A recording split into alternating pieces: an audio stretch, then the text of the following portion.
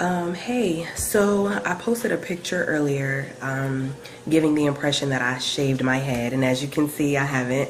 I still have my hair. I just wanted to say a few things pertaining to the picture and why I posted the picture. I found it funny how the first reactions and the only reactions that I've received from posting that picture was pertaining to my hair.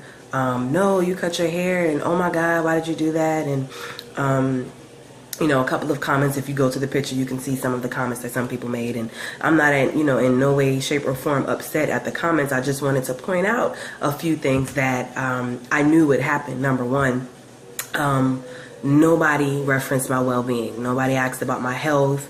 Nobody made a statement, a comment, or a question about if I'm doing okay mentally, emotionally, physically, am I okay? And a lot of times I feel as though those are the most important things that are overlooked when we see that someone has done something outside of their character, or they do something different and we know that that's not necessarily them. The season that we're coming into now can be really, really difficult for a lot of people. And anybody who's ever had a conversation with me knows that veterans are my passion. Working with veterans is what I do every day.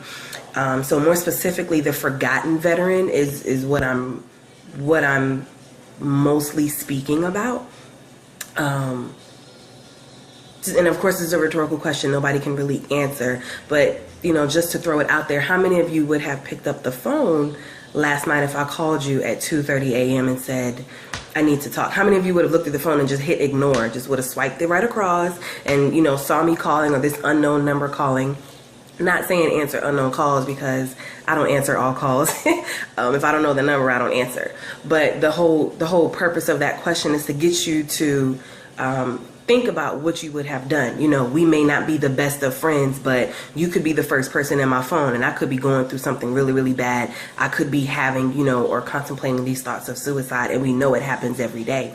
So how many of you would have answered the phone for somebody that maybe somebody you don't really talk to every day, but would you have answered the phone? Or if they text you, would you have texted back? Would you have offered a word of kindness? Would you have, offered some type of help? Maybe if you can't help them, you would have known somebody who could.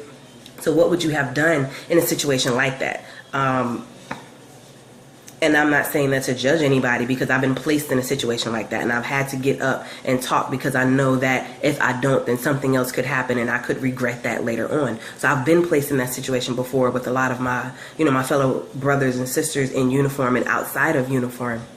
Like I said, holidays are really, really difficult for a lot of people. They're difficult for the normal person. They're even more difficult for, like I said, my brothers and sisters in uniform. And so my hearts and prayers go out to all of you every single day. For the ones that are on deployment, trust and believe that I am sending prayers up for you. If you need anything, just let me know.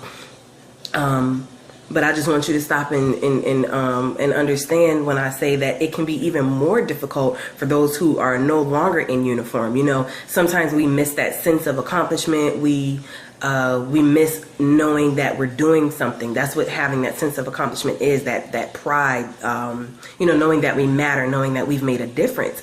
And so holidays, on top of the happy songs and the bright colors and the trees and the presents and the, these bootleg holidays, Thanksgiving, and everybody wants to be happy for one day and then go shoot each other the next day for a TV at the store.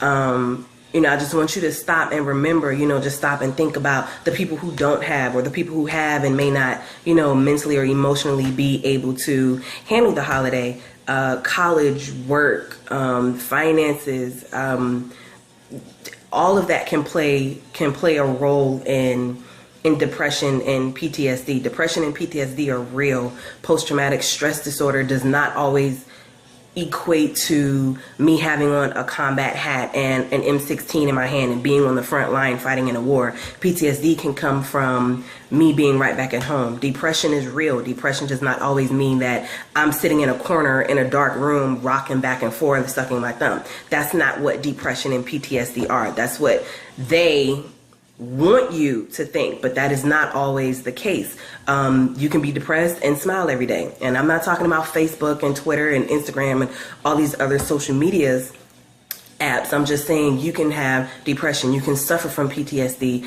and still be able to put on a facade. So I just want you to forget about the damn comments and forget about these social media apps and just pay attention to the people in your life. Pay attention to your loved ones.